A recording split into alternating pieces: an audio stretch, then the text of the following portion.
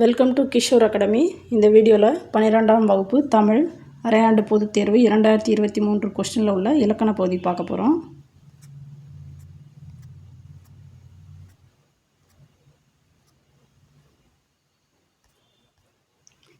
பகுதி 2 பிரிவு 3.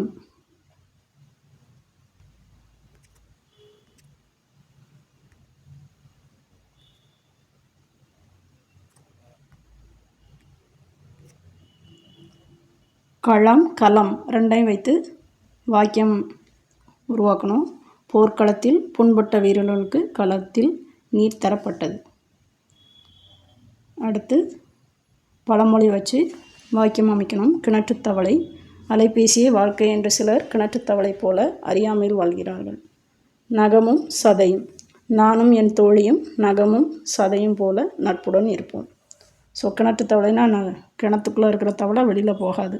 ஸோ அதே மாதிரி வேறு எதுவுமே தெரிஞ்சுக்கிட முடியாது.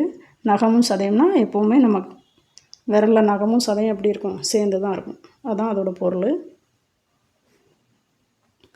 அலை அழை அழை 3 வித்தியாசப்படுத்தி ஒரே வாக்கியத்தில் எழுதணும். அலை கடல், அலைகள்னா அலைனா கடல், அழைனா நண்டு, அழைத்தல்னா கூப்பிடு. அலைக்கடலில் அலைகளை பிடிக்க அமுதன் தன் நண்பன் முகிலனை அழைத்தான். அடுத்து சந்திப்பிழையை நீக்கி எழுதுக. மரபு பிழைகளை. வாழை தோட்டத்தில் குயில்கள் கூவிக்கொண்டும் காகங்கள் கரைந்து கொண்டும். குயில் அலறாது கூவும், காகம் கரையும். அடுத்து பகுபத உறுப்பிலக்கணம். வளர்ந்த கண்டான் 2க்கும் கொடுத்துருக்கு.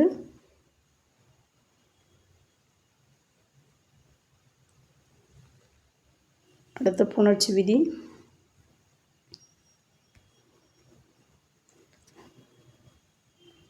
அதில் 2வது இதில் இருக்குது இளநரை.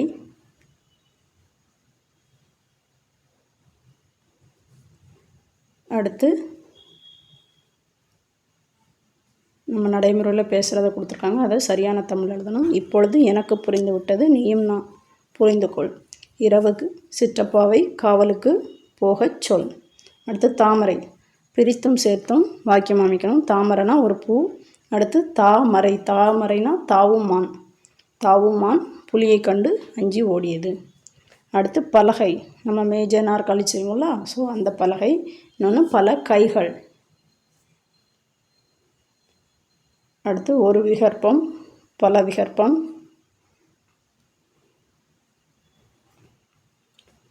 அடுத்து பகுதி 3 மொழிபெயர்க்க.